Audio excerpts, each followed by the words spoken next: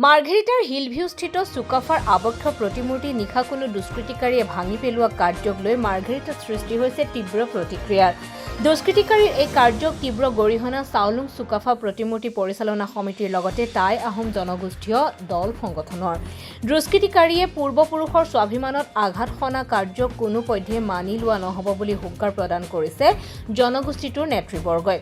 চাওলুং চুকাফা প্ৰতিমূৰ্তি পৰিচালনা সমিতিয়ে দুষ্কৃতিকাৰীৰ বিৰুদ্ধে আজি পুৱা মাৰ্ঘেৰিটা আৰক্ষী থানাত এজাহাৰ দাখিল কৰিছে।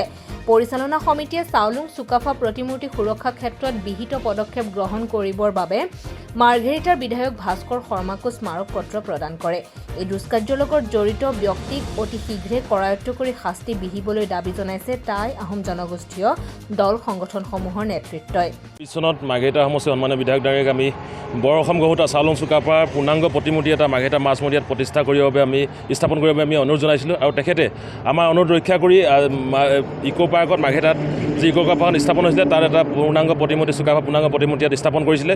কিন্তু অতি পৰিতাপৰ কথা, ইমান সুন্দৰকৈ মূৰ্তিটো থকাৰ পিছত যোৱাকালি কোনো দুষ্কৃতিকাৰীয়ে আমাৰ যি স্বৰ্গদেউ চাওলুং চুকাফাই যি হেংদাং লৈ থাকে, ইয়াৰ হেং মানে ইয়াৰ অৰ্থ হ'ল যি তৰোৱালখনৰ যি নালটো কোনো দুষ্কৃতিকাৰীয়ে ভাঙি দিছে নিশাৰ ভিতৰত। এয়া অতি দুৰ্ভাগ্যজনক কথা। আমি যিজন দুষ্কৃতিকাৰী এনেধৰণৰ কাৰ্যত লিপ্ত হৈছে বা এনেধৰণৰ কাৰ্য কৰিছে, আমি তেখেতক তীব্ৰভাৱে গৰিহণা দিছোঁ যাতে এই কাৰ্যসমূহ টাই আহোম সকলৰ এটা প্ৰতিচিহ্ন যিজন স্বৰ্গদেউ চাওলুং চুকাফাৰ প্ৰতিমূৰ্তি আমাৰ ইয়াত মাৰ্ঘেৰিটাত প্ৰথমবাৰৰ বাবে পোনপ্ৰথমবাৰ ভাস্কৰ শৰ্মাদেৱে আমাক টাই আহোমসকলক প্ৰদান কৰিছিল, এটা ভাল উপহাৰ হিচাপে প্ৰদান কৰিছিল। সেই চাওলুং চুকাফা প্ৰতিমূৰ্তিৰ যিখন হাতৰ তৰোৱালৰ হেংদাঙৰ মুঠিটো কোনোবা এজন দুষ্কৃতিকাৰীয়ে আমাৰ জাতিটোৰ অপমান কৰিবলৈ চেষ্টা কৰিছে আৰু জাতিটোক কোনোবাই হয়তো আঘাত কৰিব চেষ্টা কৰিছে। গতিকে এই কাৰ্যৰ পৰা যাতে তেওঁলোকে বিৰত থাকে, ভৱিষ্যতৰ দিনত যে টাই আহোম সকলৰ প্ৰতিচিহ্নৰ ওপৰত কোনো যদি বিৰূপ মন্তব্য বা